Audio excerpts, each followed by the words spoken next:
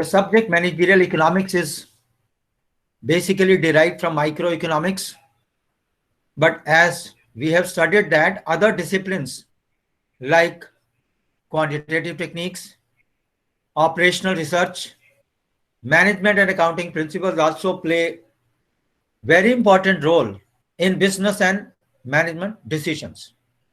So we are discussing the relationship of managerial economics with these subjects, and we will also understand the way these subjects help in providing optimal solution to the business problems of firms which operate under risk and uncertainty. Managerial economics is related with subjects like economic theory, quantitative techniques, operational research, management and accounting principles. And here we have to take decisions under risk and uncertainty in order to find optimal solution. And this is something which is also explicit from chart 1.2 that is before you. We start with economic theory. In economics, we analyze the various economic variables like price, income, consumption, demand, and employment. And we also study the relationship between these variables. And for this purpose, we have to make numerous assumptions. And without these assumptions, it is not possible to draw conclusions in economics. This economics is social science, inexact science. And without taking these assumptions, economic theory cannot be initiated. Here we would say assumptions are actually the starting point for any economic theory. And non-fulfillment of these assumptions in the real life limit the application of economic theory in the business analysis. The very first assumption that we make in economics is rationality. Here, every economic agent, whether consumer, producer, household, business firm, they are assumed to be rational. Consumer wants to maximize the satisfaction with the given amount of expenditure. Similarly, producer maximizes the output, which comes under the principle of maximization, and minimizes the cost that comes under the principle of minimization. Every seller maximizes the profit, and investor wishes to maximize the returns. So economic rationality is the precondition for attaining optimality in a given decision. Second assumption is ceteris paribus, which implies other things remaining the same. Whenever we formulate any economic law, theory, or principle, whether it is the law of demand, law of supply, law of diminishing marginal utility, or law of diminishing returns, in all these principles, our assumption is other things remaining the same. For example, in law of demand, only price changes, whereas income, taste, preferences, and prices of other goods are assumed to be constant. The third assumption is free enterprise economy. In economics, there is an assumption of free enterprise economy or capitalist economy. It implies the price of every commodity, service, or factor of production, whether for a consumer or for a producer or seller or a firm or industry, the price is decided by the free market forces of demand and supply. And in this market, there is private initiative and goal of maximization of profit. And in such economy, all the resources are in private hands. A second discipline which is used in managerial economics is quantitative techniques. It is through the statistical tools that we are able to estimate the numerical values for economic activities. And without these statistical tools, we are not able to test various hypotheses for correct decision or judgment.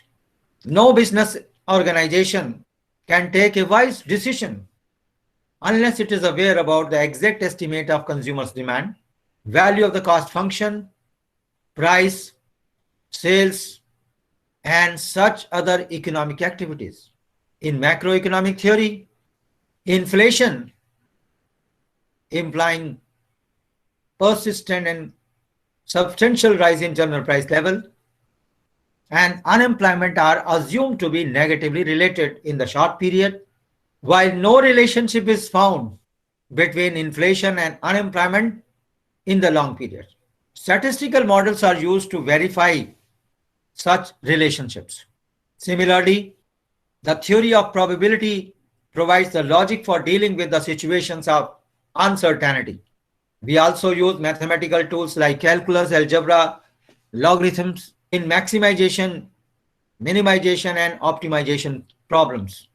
Econometric techniques are also used to empirically estimate the functions, and this subject combines economic logic, statistical techniques, and mathematical functions.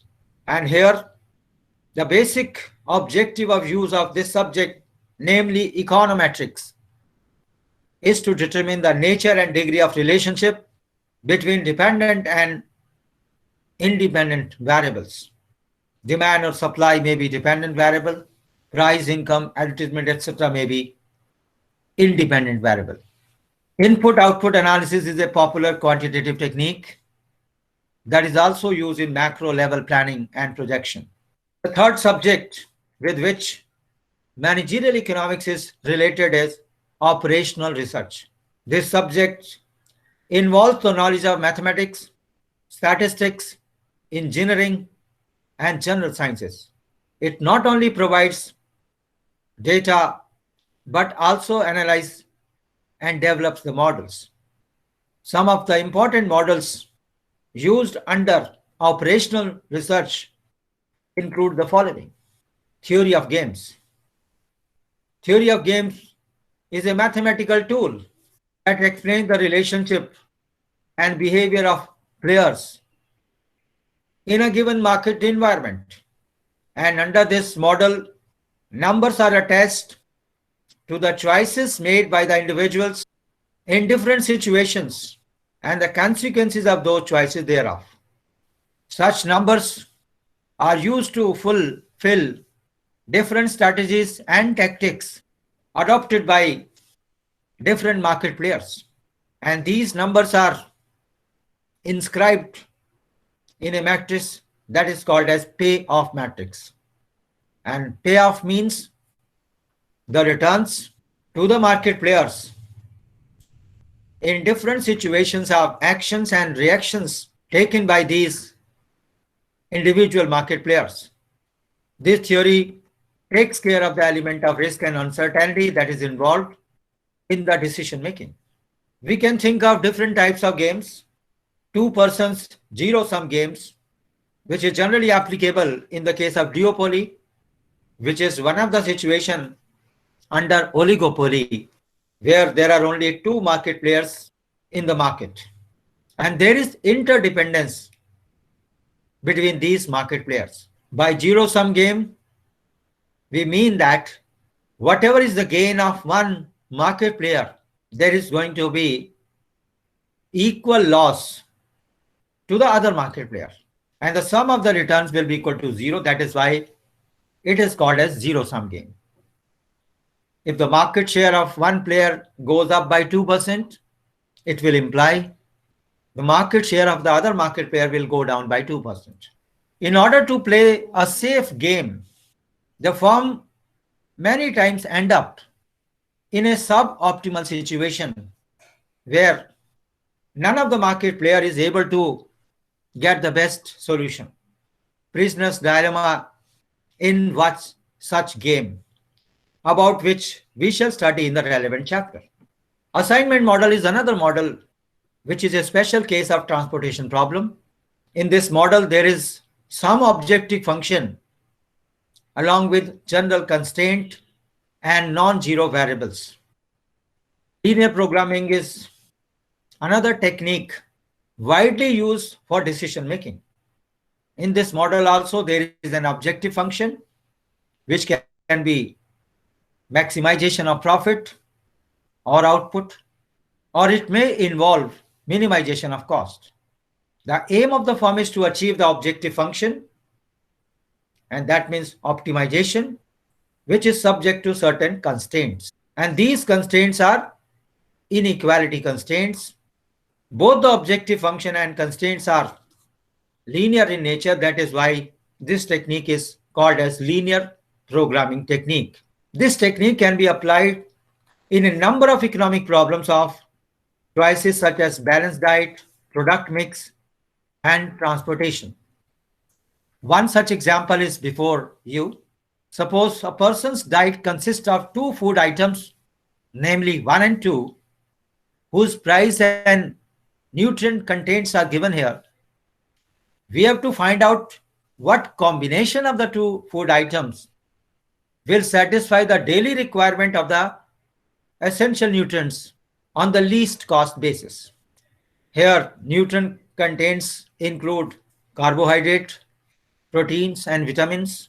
Prices for the two food items X1 and X2 per gram are given to us, which is 60 paisa and 1 rupee respectively. It is given that minimum daily requirement for carbohydrate is 20, and we require 10 units of carbohydrates for the first food item and 4 units of carbohydrate for the second item X2. Similar requirement for protein and vitamin is also given to us. We can formulate this linear programming problem the way you can find before your screen. Here our objective is to minimize the cost, and cost means the cost incurred on the two food items X1 and X2. So suppose there are X1 units of the first food item. Since the price per gram is given to us 60 paisa, for the first food item, 1 rupee per gram for the second food item. So our objective function will be to minimize the total cost, which is equal to 0.6 x1 plus x2. 0.6 x1 is the cost incurred on the first food item, which is 60 paisa multiplied by the number of units of x1 food item. X2 is the cost incurred on the second food item, which is number of units of this food item X2 multiplied by 1 rupee, which is the price per gram. Now we can write the inequality constraint. So we will write further subject to 10x1 plus 4x2 should be more than or equal to 20. 10x1 would mean 10 is the carbohydrate required per gram. X1 is the number of units of food item X1. Similarly, number of carbohydrate requirement for the other food item is 4. So the total carbohydrate content will be 10x1 plus 4x2. And our minimum daily requirement is 20. So we will write it should be more than or equal to 20. Similarly, we can frame the other inequality constraint. 5x1 plus 5x2 should be more than or equal to 20. 2x1 plus 6x2 is more than or equal to 12. So these are three ingredient content: carbohydrate, protein, and vitamin. And finally, we have known negativity constraint, that quantity of both the food items X1 and X2 should be non-negative. So it should be more than or equal to 0. So this is how the problem is formulated, and we can solve it by graphical method and by simplex method, which is going to be another topic not within the purview of the present chapter. Waiting line problem, where the firm wants to know the number of machines it should install so that work in progress is neither too small nor too long. We know that if there are so many machines in a factory, we may not have to wait for the work to proceed without interruption, but it will lead to unnecessary blockage of capital. And similarly, if the number of machines are less, we shall be able to save that money or capital, but there will be interruptions in the process of production. So in this waiting line problem, we have to decide as to how many machines should be installed so that the work should proceed smoothly and there should not be any unnecessary blockage of capital. In case of bank also, this organization may be interested in knowing the number of counters to save the business lost due to long queues. And the same is compared with the cost of installing more equipment or hiring more labor. So when we open up so many counters, it will add to our variable cost, but we will be able to avoid long queues. On the other hand, in case we have less number of counters, we shall be able to save the capital. But because of long queues, some of the customers may leave the bank or the organization and the business may be lost. So we have to decide the optimal number of counters by having a sound balance. So the fourth topic is management and accounting principles. The principles, concepts, and practices of accounting play a vital role in business decision. For example, profit and loss account statement of a firm shows how well the firm has done. The information contained therein can be used by the firms for selecting future courses of action. Similarly, balance sheet or position statement of a firm depicts the asset liability position at the end of the financial year. This accounting information is one of the most important source of data required for firms in the decision making. One should be familiar with the generation, interruption, interpretation, and use of accounting data. And for this purpose, traditional accounting theory is slowly and gradually changing towards more management-oriented practices, and this is called as management accounting. The role of managerial economics in decision making. Decision making by management is economic in nature, and it involves choice from a numerous alternatives. Like if it is a case of finance manager, the finance manager has to choose the sources and the uses of the funds. That is where from the funds will come and where the funds are going to be utilized for expansion and renovation programs. Similarly, we have personnel manager, HR manager, and that manager has to choose the staffing pattern. And at the same time, it has to avoid the situation of understaffing and overstaffing, because understaffing would mean that we are able to save capital, we are able to save monetary resources, but sometimes we are not able to fulfill certain orders because of less staff. In case there is overstaffing, it will lead to unnecessary blockage of capital. So this is something which has to be taken care of by the HR manager. Similarly, sales manager has to choose the market segments using aggressive or defensive marketing tactics. And for this purpose, the whole market is to be divided between domestic and international, and there has to be further market segmentation. A purchase manager has to choose the quality of the material, and the choice of each manager is dictated by the objectives and the constraint. The optimal decision making is act of optimal economic choice, where we take into account all the constraints and fulfill the overall objectives. And this is exactly what we did when we formulate the linear programming problem. So this managerial economic subject is concerned with the decision process. The managers have to think, take, and execute the decisions, and this can be done individually or in group, that is collectively. And these decisions may be strategic, tactical, scientific, intuitive, certain or uncertain, major or minor, hard or soft. So that means there may be variations in the decisions.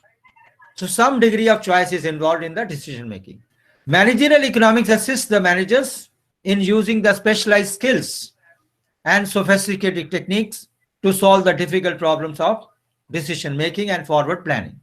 And these decisions can be broadly divided into financial decisions that involves or relate to costing, budgeting, accounting, auditing, tax planning, portfolio composition, capital structure, dividend distribution. So management had to decide whether it will be making use of more shares or debentures. So that is portfolio composition. That also helps in deciding capital structure of the company. Whether whatever profit which are received should be distributed as dividend, or these will be retained for the further expansion programs of the company. So various alternative courses of action have to be decided by the management with careful thoughts and proper planning. Then we have production decisions. And these decisions related to the quantity of raw material, inventory control, choice of technology, plant location, production scheduling, maintenance, pollution control. Under production decision, we have to decide the economic order quantity. How much raw material should be procured at one time? If we order for more quantity of raw material at a given time, it will lead to unnecessary blockage of capital. But it will save the time that our production schedule will never be adversely affected. So there will not be any interruptions in the production process. But if less quantity of raw materials are ordered, then the per unit cost of raw material will be greater. And because of more number of orders, there will be more ordering cost. But we shall be able to avoid the capital blockage. So the appropriate or economic order quantity can be decided by the production managers. We have personnel decisions which relate to recruitment, selection, training, development, placement, promotion, transfer, retirement, retrenchment, etc.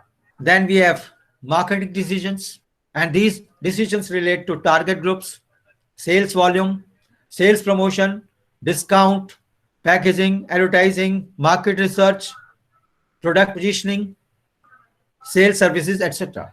And finally, you have miscellaneous decisions, which include decisions such as information system, data processing, and public relations. The next subtopic is decisions areas.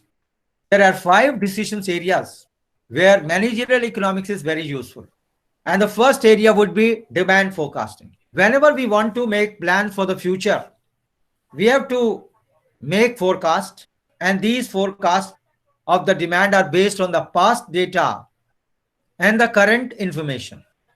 As we get more information, these forecasts are revised. And for the purpose of demand forecasting, we can use various types of methods. We can use survey methods, where we are making survey of the consumers directly or through the sales managers or salespersons, or we can use statistical method by using the historical data.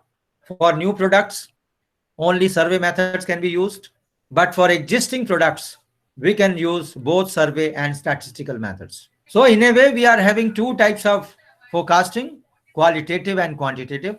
Survey methods are qualitative. They are subjective in nature.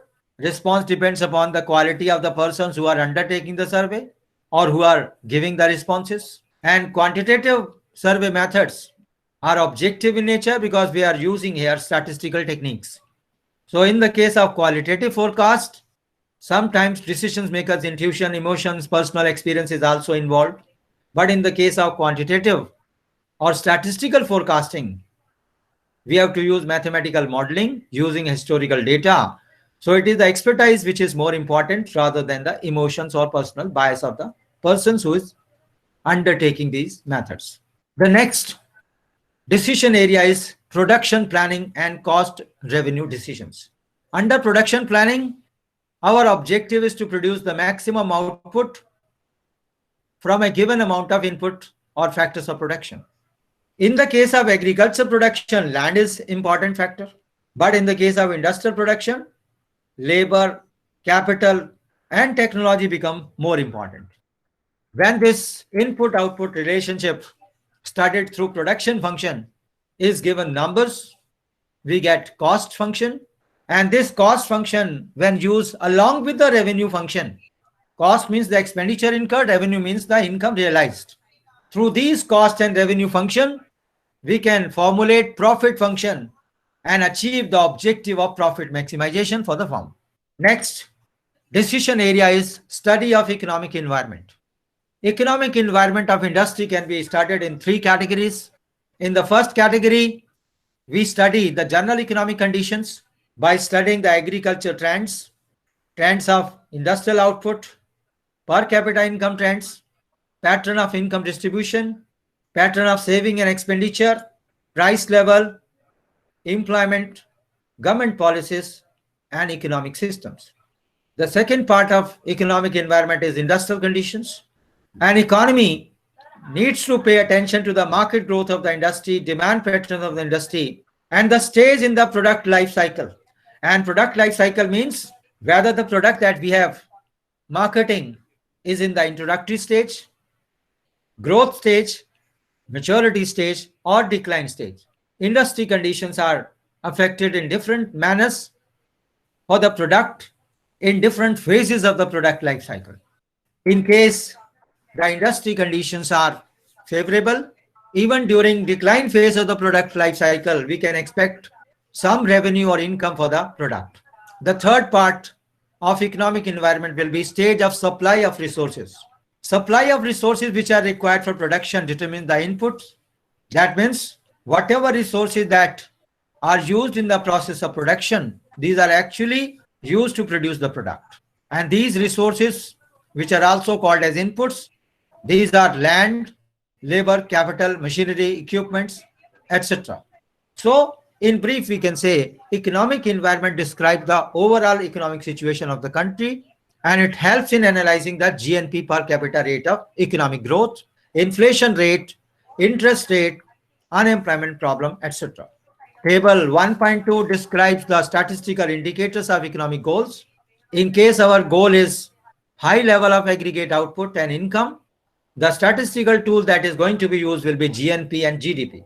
If our goal is growth of income, the statistical indicator that is relevant will be annual rate of growth of GNP and GDP. Because economic growth simply means the persistent growth of gross national product or GNP or GDP, that is gross domestic product. In case our goal is equality in the income distribution, then we are using Gini coefficient as a statistical tool. More equality in income distribution is possible by reducing the value of Gini coefficient. The inequalities are increased, but when its value is 1, there will be perfect equality in the distribution of income. In case our goal is lesser international dependence, the statistical indicator will be foreign trade and international payment. When the goal is stability of the price, we shall be measuring it through price indices. When economic goal is regional balance, it can be measured through gross regional product per capita, that is state domestic product. The fourth decision area is pricing and related decisions. And under this heading, the objective of managerial economist is to decide the price and the output for the commodity which is being sold in different market structure. And the market structure depends upon the degree of competition. In case there is maximum competition in the market, it is known as perfect competition. And in such market, the exploitation of buyers and sellers is minimum. There is fair treatment of every market player. But when we have monopoly, that is another extreme market form. There is only one seller.